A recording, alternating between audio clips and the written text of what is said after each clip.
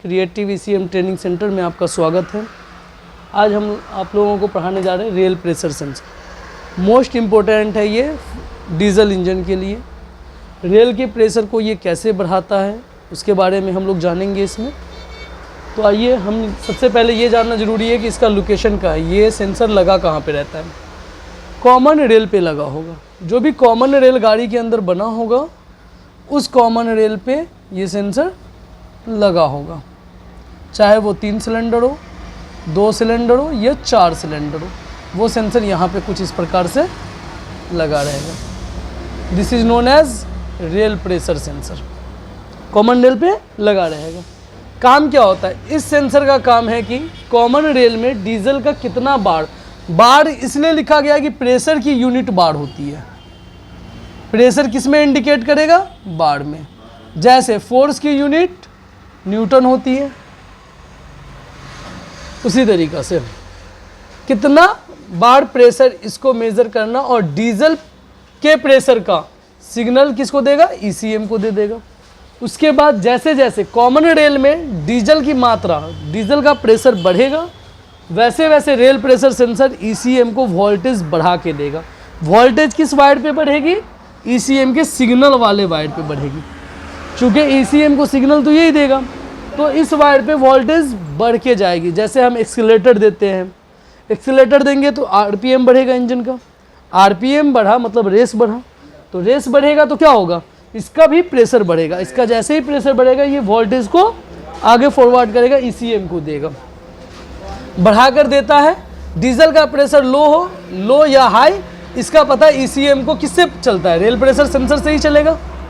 Clear? उसके बाद ये जो सेंसर होता है, ये इंपॉर्टेंट लाइन है फॉर इंटरव्यू। अगर इंटरव्यू में ये पीजो रेसिस्टिव होता है, पीजो रेसिस्टिव टाइप सेंसर होते हैं क्योंकि इसके अंदर रिफरेंस होता है।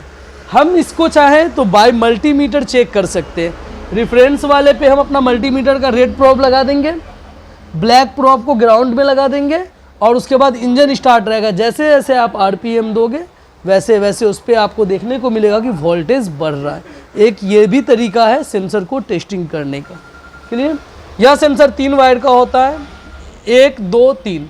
रिफरेंस वोल्टेज 5 वोल्ट होगा, सिग्नल टू ECM 5 वोल्ट होगा, और तीसरा नंबर ग्राउंड होगा। इसके वजह से गाड़ी में जो प्रॉब्लम आएगी रेल प्रेशर सेंसर की वजह से, वो आपका आएगा इंजन में नॉकिंग की आवाज़ आ जाएगी, इंजन नॉक करने लगेगा।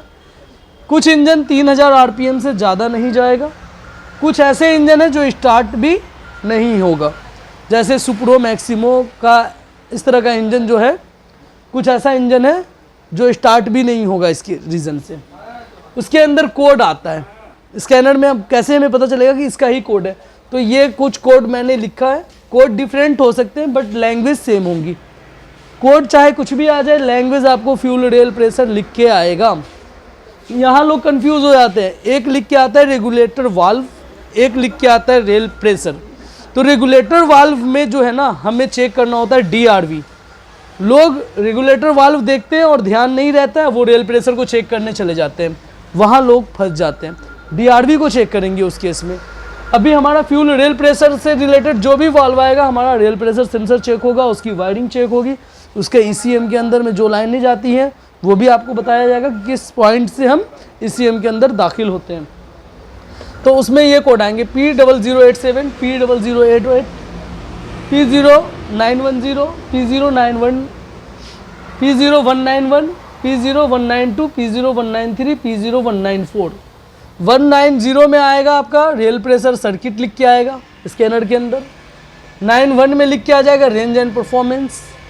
92 में लिख के आ जाएगा लो इनपुट। 93 में लिख के आ जाएगा हाई इनपुट। 94 में लिख के आ जाएगा intermediate. Clear? It is clear? Okay, इसको नोट डाउन कीजिए।